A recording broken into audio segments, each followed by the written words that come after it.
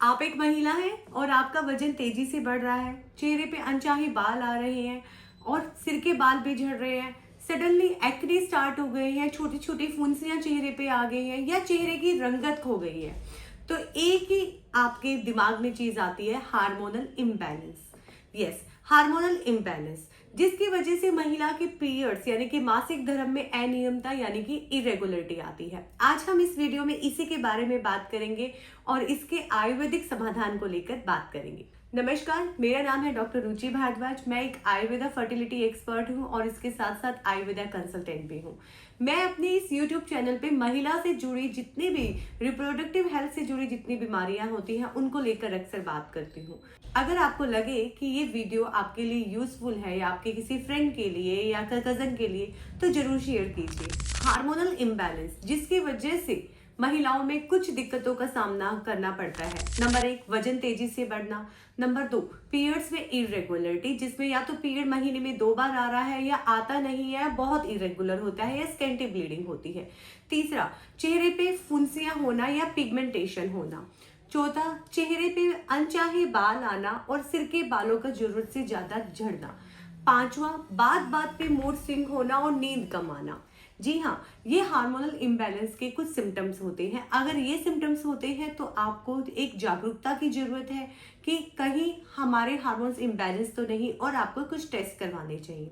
सबसे पहले बात करते हैं कि हार्मोनल इम्बैलेंस के दौरान आपके कौन से टेस्ट जरूरी होते हैं। जब आप ये सिम्टम अपने शरीर के अंदर देखते हैं, आपको अपने पीरियड्स के सेकंड डे आपको FSH, LH, एस्ट्राडोल और टेस्टोस्टेरोन हार्मोन का टेस्ट करवाना चाहिए। दूसरा, आपको अपना DHA भी करवाना चाहिए, अगर आप अनमैरिड हैं तो भी और मैरिड हैं तो भी।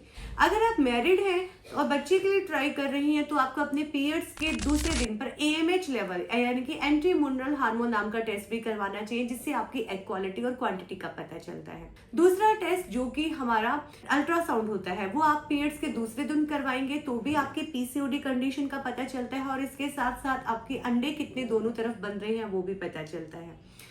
तीसरा, हम अगर टेस्ट की बात करें तो थायराइड टेस्ट भी इसमें बहुत जरूरी है।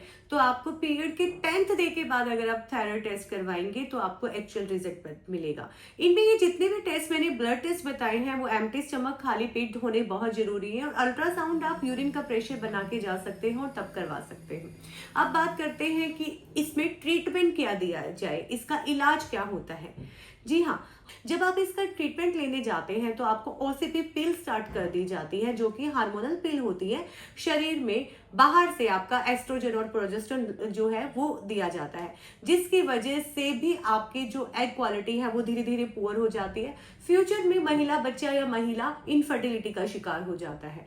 वहीं अगर आप आयुर्वेद की बात की जाए तो आयुर्वेद में ऐसी मेडिसिन हैं और ऐसी रेमेडीज हैं और इसके साथ साथ पंचकर्मा है, जो कि हार्मोनल इम्बैलेंस की समस्या को नेचुरल तरीके से ठीक करता है बिना किसी साइड इफेक्ट के। सबसे पहले बात करते हैं हार्मोनल इम्बैलेंस के दौरान कुछ आयुर्वेदिक काढ़े, कुछ आयुर्वेदिक ड्रिंक्स।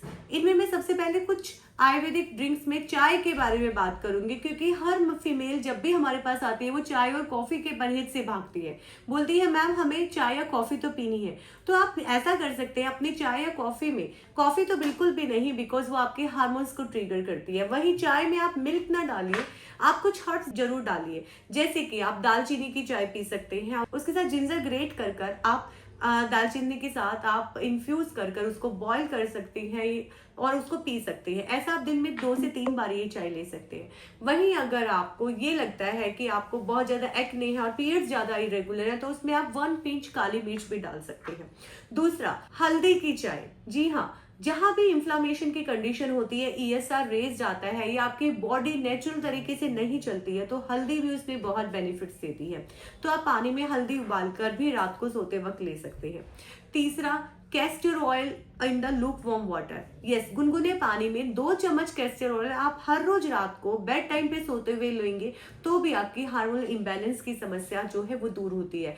ये सारी जो मैंने ड्रिंक बताई है ये आपके शरीर से आमा को निकालती है, डिटॉक्स करती है रेगुलर रूटीन पर, और जिससे कि आपका मेटाबॉलिज्म अच्छा होता है, डाइजेशन अच्छा होता है और आपके पीरियड्स रेगुलर होते हैं, हार्मोन्स रेगुलर होते हैं। अब बात करते हैं आयुर्वेदिक ट्रीटमेंट को लेकर। आयुर्वेद में वैसे तो बहुत सारी मेडिसिन मेडिसिन हैं, शतावरी, अशोका, लोध, और इसके साथ साथ पेशेंट की अगर पित्त की कंडीशन है तो हम उसमें पित्त शमन चिकित्सा भी देते हैं। वहीं अगर पेशेंट का बहुत ज्यादा वेट गेन का टेंडेंसी होता है तो कुछ स्क्रैपिंग मेडिसिन, लेखनीय ड्रग्स भी चलाते हैं।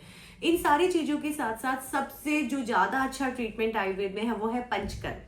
पंचकर्म जो कि आपके शरीर की शुद्धि करता है। जो आमा मैं बोल रही हूँ रेगुलर रूटीन पे कुछ ड्रिंक से निकलता है, बॉडी से डिटॉक्स होगा, वही अगर आप पंचकर्म करवाएंगे, वमन, विरेचन, रक्त मोक्षण, बस्ती कर्म और आयुर्वेद की उत्तर बस्ती थेरेपी जो कि सिर्फ मैरिड फीमेल में होती है, इस पंचकर्म से आपका जो है हार्मोन्स रेगुलर होंगे और आपकी बॉडी डिटॉक्स होगी। वमन में जहां पे भी पेशेंट को आमा का कंडीशन होता है, कफ की वजह से ब्लॉकेज होती है, पीसीओडी एक तरह से कफस व्याधि मानी जाती है, तो हम वमन जरूर करवाते हैं। बट अगर आप लीन वेट के हैं यानी कि आप अंडर वेट हैं तो वमन आपको सजेस्टेड नहीं होता।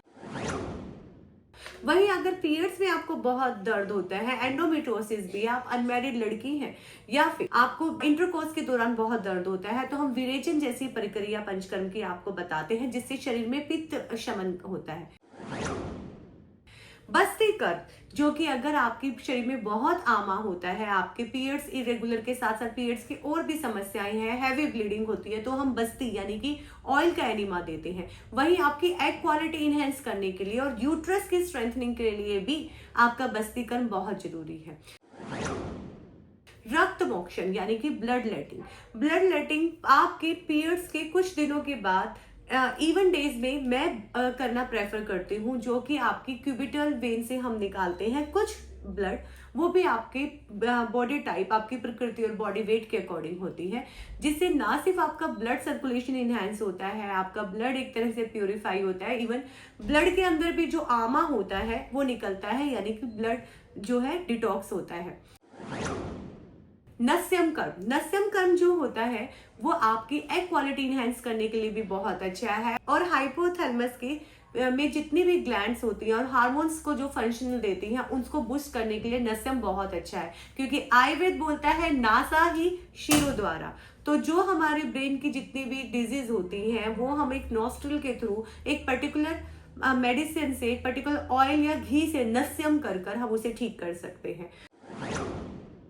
वहीं उत्तर बस्ती जो कि सिर्फ मैरिड फीमेल में होती हैं, आपकी पीसीओडी की कंडीशन, एंडोमेट्रियोसिस की कंडीशन और उसके साथ साथ ट्यूबल ब्लॉकेज की कंडीशन में आपको 90% तक रिकवरी दिलवाती है। आई होप हार्मोनल इम्बैलेंस से रिलेटेड ये वीडियो आपके लिए बहुत ही लाभदायक हुई होगी।